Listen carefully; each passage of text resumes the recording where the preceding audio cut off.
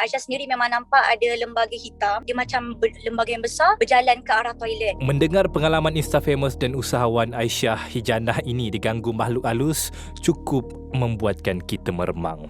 Walaupun ini bukan kali pertama, namun menurut Aisyah, gangguan terbaharu pihak tertentu terhadap perniagaan butik muslimahnya cukup menggerunkan. Lebih keterlaluan apabila dia mengesyaki terkena sihir yang bertujuan menutup periuk nasinya. CCTV dekat tempat kita punya office tu, dekat Hijanah punya office, dia akan ikut motion tau. So Aisyah berdiri depan CCTV tu sebab kita macam nak betul confirm ke betul-betul memang staff bagi tahu ada benda ni dekat office. So Aisyah cuba berdiri depan CCTV tu, and CCTV tu memang direct pandang Aisyah. Tiba-tiba CCTV tu dia pusing ke tempat lain, maksudnya dia nampak motion yang bergerak dekat dalam tempat lain juga. Day by day kita nampak benda jadi lebih teruk lah, especially bila salah seorang staff Aisyah terjumpa ada duit shilling dekat depan butik and ada bau bangkai. At first, dulu waktu kita launching kita punya butik tu, memang ramai orang datang, and day by day macam kita sendiri yang tengok macam kenapa tak ramai orang datang. Kita pun pelik macam kenapa tak ramai orang datang padahal kita buat sale Sabtu Ahad, kita buat promotion. Macam selalu kalau sale mesti ramai, tapi bila kita buat sale promotion tak ramai orang. Lepas tu kita pun husnuzan lah, macam mungkin memang orang tak beli baju kot. And barulah dapat tahu yang staff kata ada jumpa duit shilling dengan ada bau bangkai dekat butik, ada bau bangkai dekat operation punya team. And bila Aisyah viralkan, masukkan dalam IG story, rupanya ramai orang yang DM kata tak nampak pun butik tu. Diorang pergi je tutup, diorang pergi gelap. Ada seorang model kita orang tu datang, dia nak cari tempat untuk photoshoot kan, and dia kata dia nampak butik kita orang tu macam kosong lagi, maksudnya tak operate lagi, tak ada baju lagi, tak ada apa. Dekat situlah baru kita orang rasa mesti ada something. Okay, so maksudnya benda tu berlaku ada ke mungkin dia target dia siapa? Ada ke target kepada staff ke, kepada Aisyah sendiri ataupun kepada kedai tu ke, atau macam mana? Target lah kepada kedai. Bagi Aisyah tak ada kaitan dengan staff. Sebab apa yang dia hantar tu memang banyak kepada company. Contohnya duit shilling, lepas tu gangguan dekat setiap tingkat. Maksudnya khianat orang lah ni, maksudnya kepada company. Betul. Apa antara gangguan-gangguan yang gangguan-gangguan mistik, makhluk halus yang terjadilah dekat office? Salah satunya Aisyah sendiri memang nampak ada lembaga hitam. Dia tak ada bentuk lah, dia macam lembaga yang besar berjalan ke arah toilet. Dan staff Aisyah sendiri memang baru je tadi, kita ingatkan semalam dah hardcore, rupanya hari ni pun hardcore lagi. Baru je tadi diorang WhatsApp Aisyah yang cawan terbang tu lepas tu jatuh. And Aisyah sendiri kat dalam bilik, kalau kita duduk atas kerusi kan, kadang-kadang kita main kaki tau. Kadang tu kita dengar kaki kita bergesel dengan kapet. So kadang bila Aisyah duduk seorang, Aisyah akan dengar bunyi kaki bergesel dan tapak kaki orang yang berjalan. Ada satu case, Aisyah punya HR juga, ada orang call. Mula-mula dia main ketuk pintu, lepas tu kita pun buatlah tak layan kan. Ingatkan tak layan, dia diam. Rupanya dia call angkat, tak ada orang. Lepas tu bunyi dia gelap macam ni tau, dekat telinga staff Aisyah tu. Scary sangat. Dan dekat butik, ya Allah, yang ni Aisyah sendiri alami lah. Dekat butik, dia main hanger. Tak ada customer tau. Tak ada customer tapi dia main hanger macam orang angkat hanger.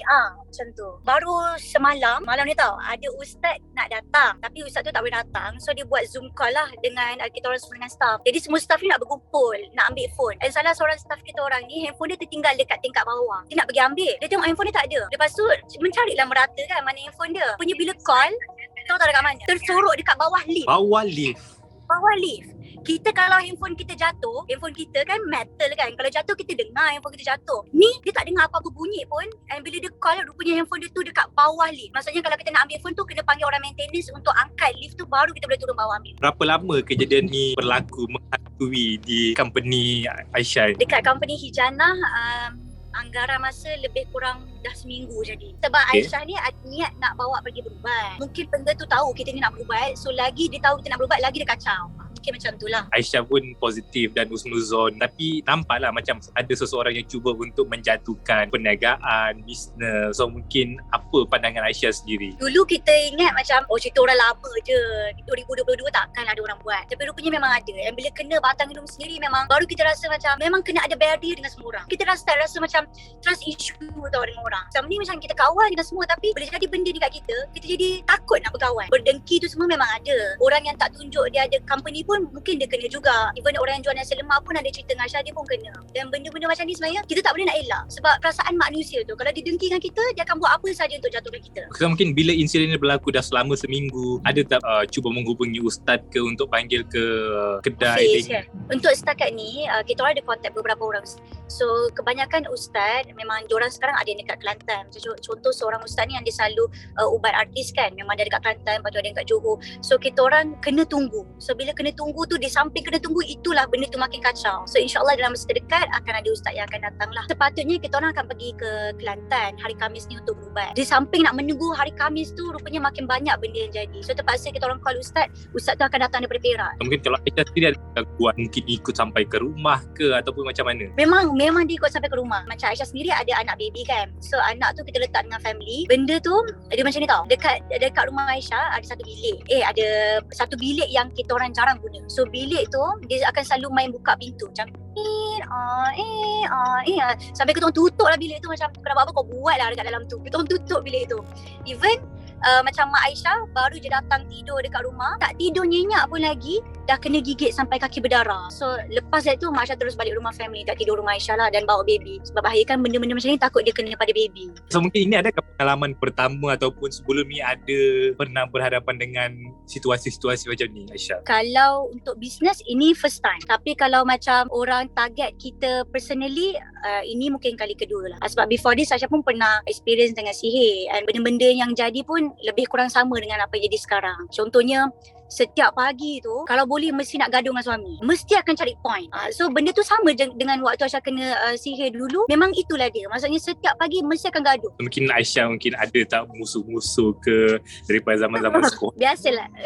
Kita biasalah kan, mesti ada kawan yang kita kawan, mesti ada kawan yang mungkin kita buat hal sendiri kan. Tapi kalau dalam bab-bab sihir ni macam kita tak boleh tuduh siapa-siapa tau. Sebab kebiasaan macam dulu waktu Aisyah kena sihir, memang ustaz ada pesan, jin ni kadang-kadang dia nak memporak-perandakan manusia. So dalam kita punya fikiran kita macam, oh mungkin dia kot sihir aku. Jin tu akan buat macam, betul lah dia sihir kau. Tapi rupanya dia tak sihir pun, sebab dia nak buat kita ni bergaduh. Okay, untuk semua peniaga di luar sana, walaupun apa yang berlaku pada kita, ingat satu, semua benda ni tak akan terjadi tanpa ketentuan dan keredaan daripada Allah. So maksudnya kita anggaplah macam ni, benda jadi pada kita ni untuk Allah nak jadikan kita lebih kuat. Mungkin ujian yang kecil yang datang ni, mungkin in future Allah nak bagi bisnes kita lebih maju lagi. So datanglah ujian yang kecil ni. So untuk semua peniaga kena always kuat. Untuk orang dengki ke apa, kita susah nak elak benda tu. Sebab dengki ni memang ada dalam diri manusia. Dan manusia ni dia akan buat apa-apa cara sahaja untuk dia puas hati. Jadi kita buat hal kita majukan diri kita. Orang nak buat apa pada kita, biar orang buat apa-apa,